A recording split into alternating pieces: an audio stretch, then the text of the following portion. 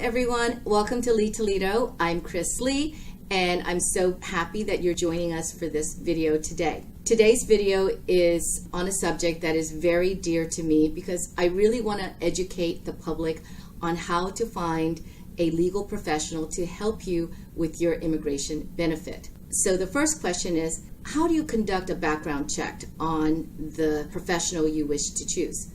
Number one, it's very important you deal with a licensed professional, a professional who's in the legal industry, who is licensed as an attorney. That person can be licensed in the US, or they can be in Brazil for if you are doing consular processing.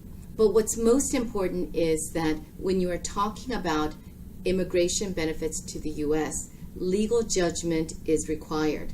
And legal judgment cannot be rendered by anyone other than a licensed professional. Please do not seek consultants or commercial directors because they are not educated and licensed to exercise legal judgment. And it is the legal judgment that will allow you to get the immigration benefit you desire.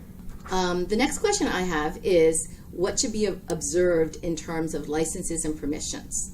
This is fabulous because every country, every state in the U.S. has a bar that is the licensing authority for the license that the attorney may hold. It is public information, and you can find out, does that attorney have a license to conduct the legal affairs that he or she may be performing?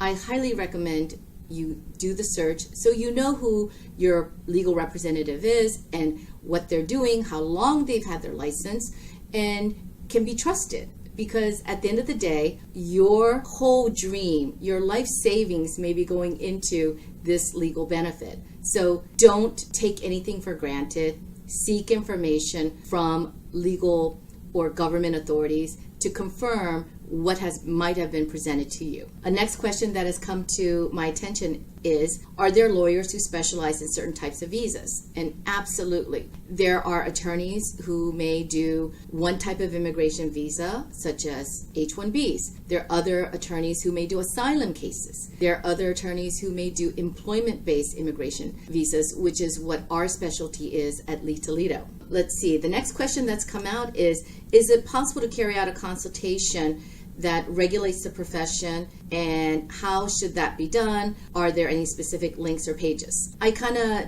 addressed this question earlier, but you can certainly, when consulting with your legal representative, ask them, where are you licensed?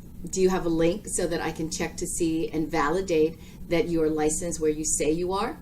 And the other thing that I think is very important is that if you are emailing or communication via email, you will see that attorneys will have underneath their name where they're licensed, and you can use that information to go to these public websites under that bar and check according to your attorney's name, and you can see when they were licensed, how long they've been practicing law, and just get a comfort level that you are dealing with who they say they are.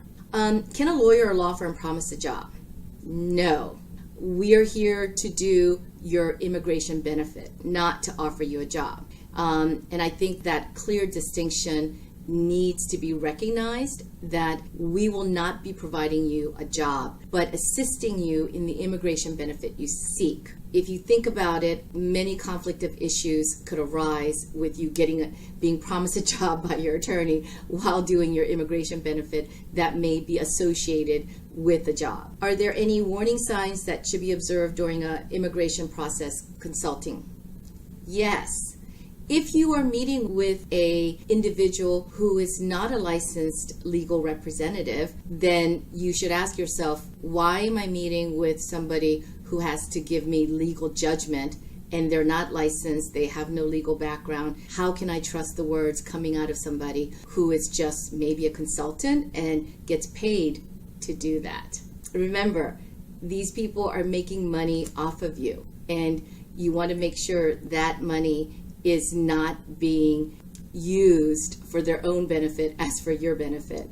So just keep that in mind, and I think that everyone has that sense in their stomach or their sixth sense and can know when something is just too good to be true or doesn't seem right, then it usually isn't.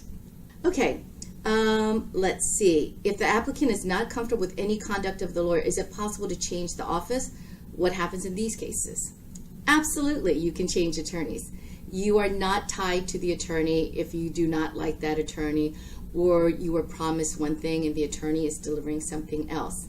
Always remember that the relationship can be terminated at any time, okay? And so if something happens or your process is not going the way you were represented that it would go, or you're just not comfortable and don't have any communications with an attorney, you should by all means terminate whatever relationship you have with that company and find an attorney that you can trust. Thank you so much for joining me this afternoon. I look forward to seeing you at our next video. Bye-bye.